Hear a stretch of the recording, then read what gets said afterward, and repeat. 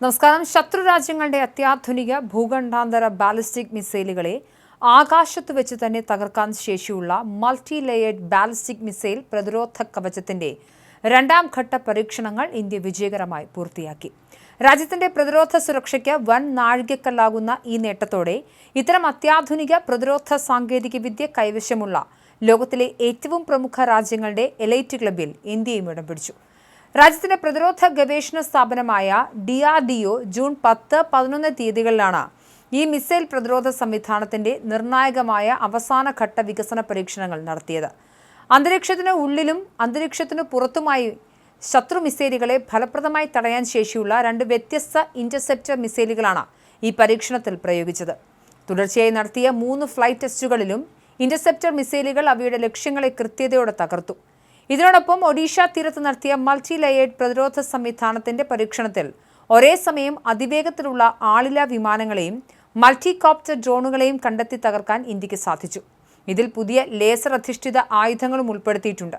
ഇന്ത്യയുടെ പ്രതിരോധ മേഖലയിലെ സ്വയം പര്യാപ്തതയിലേക്കുള്ള പ്രധാന ചുവടുവയ്പായി ചരിത്ര നേട്ടത്തിൽ പ്രതിരോധ മന്ത്രി രാജ്നാഥ് സിംഗ് DRDOയെയും ശാസ്ത്രജ്ഞരെയും അഭിനന്ദിക്കുകയും പരീക്ഷണ ചിത്രങ്ങൾ തന്റെ എക്സ്പോസിലൂടെ പങ്കുവയ്ക്കുകയും ചെയ്തു. മിസൈൽ പ്രതിരോധ പദ്ധതി പ്രധാനമായും 2 ഘട്ടങ്ങളിലായാണ് വികസിപ്പിച്ചിരിക്കുന്നത്. ഒന്നാം ഘട്ടം ഇങ്ങനെ: അന്തരീക്ഷത്തിനുള്ളിൽ വെച്ച് മിസൈലുകളെ തകർക്കുന്ന Prithvi defence vehicle, advanced air defence എന്നിവ ഉൾപ്പെടുന്ന ഈ ഘട്ടം മുൻപ് പൂർത്തിയായിരുന്നു. രണ്ടാം ഘട്ടത്തിൽ AD-1, AD-2 എന്നീ ഇന്റർസെപ്റ്റർ മിസൈലുകൾ ഉപയോഗിച്ച് അന്തരീക്ഷത്തിന് പുറത്ത് വെച്ച് മിസൈലുകളെ തകർക്കുന്നതാണ് ഈ ഘട്ടം. ഹൈപ്പർസോണിക് ആയുധങ്ങളെയും ഒരേ സമയം ഒന്നിലധികം ലക്ഷ്യസ്ഥാനങ്ങളിലേക്ക് ആണവ മുനകൾ തൊടുക്കാൻ കഴിയുന്ന മിസൈലുകളെയും നേരിടാനായി മൂന്നാം ഘട്ടത്തിന് DRDO തുടക്കം കുറിച്ചിട്ടുണ്ട്. ഇതിനായി AD-AH, AD-AM എന്നീ പുതിയ മിസൈലുകൾ വികസിപ്പിക്കും.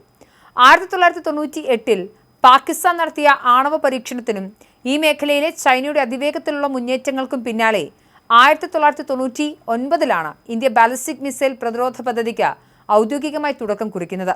ഈ പ്രതിരോധ കവചത്തിന്റെ ഏറ്റവും നിർണായകമായ ഘടകം ഇസ്രായേലിന്റെ സഹായത്തോടെ വികസിപ്പിച്ച തദ്ദേശീയ റഡാർ സാങ്കേതികവിദ്യയാണ്. 2000-ന്റെ മധ്യത്തിൽ ഇസ്രായേലിന്റെ ആരോ മിസൈൽ പ്രതിരോധ സംവിധാനത്തിന്റെ ഭാഗമായ ഗ്രീൻ പൈൻ ലോങ് റേഞ്ച് റഡാറിന്റെ വകഭേദമായി ഇന്ത്യ സോഡ് ഫിഷ് റഡാർ സ്വന്തമാക്കിയിരുന്നു. ദീർഘദൂരത്തിലുള്ള ലക്ഷ്യങ്ങളെ കൃത്യമായി നിരീക്ഷിക്കാൻ ശേഷിയുള്ള ഈ ആക്റ്റീവ് ഇലക്ട്രോണിക്കലി സ്കാൻഡ് അറേ റഡാറിനെ അടിസ്ഥാനമാക്കി ഇതിലും ഉയർന്ന ഭൂപരിധിയും ശേഷിയുമുള്ള പുതിയ തദ്ദേശീയ റഡാർ സംവിധാനങ്ങൾ വികസിപ്പിക്കാൻ DRDOയ്ക്ക് സാധിച്ചിട്ടുണ്ട്.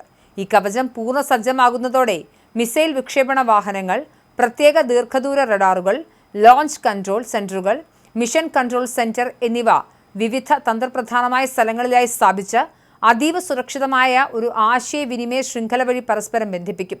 ബാലിസ്റ്റിക് മിസൈൽ പരീക്ഷണത്തിനൊപ്പം തന്നെ നാവികസേനയുടെ ഇടത്തരം ദൂരപരിധിയിലുള്ള കപ്പൽവേധ മിസൈലിന്റെ ആദ്യ കന്നി പരീക്ഷണവും DRDO വിജയകരമായി പൂർത്തിയാക്കി. സമുദ്രത്തിൽ വെച്ച് ശത്രുരാജ്യങ്ങളുടെ യുദ്ധക്കപ്പലുകളെ ലക്ഷ്യമിട്ട് റഡാറുകളുടെ കണ്ണിൽപ്പെടാതെ വളരെ താഴ്ന്നു പറക്കാനും കടലിലെ ലക്ഷ്യങ്ങളെ കൃത്യതയോടെ തകർക്കാനും ഇതിന് സാധിക്കും. ചുരുക്കത്തിൽ ഒരേ സമയം വ്യോമ സമുദ്ര അതിർത്തികളിൽ ഒരേപോലെ പ്രതിരോധം തീർക്കാൻ ശേഷിയുള്ള സാങ്കേതിക വിദ്യകളാണ് ഈ പരീക്ഷണങ്ങളിലൂടെ ഇന്ത്യ സ്വന്തമാക്കിയിരിക്കുന്നത്.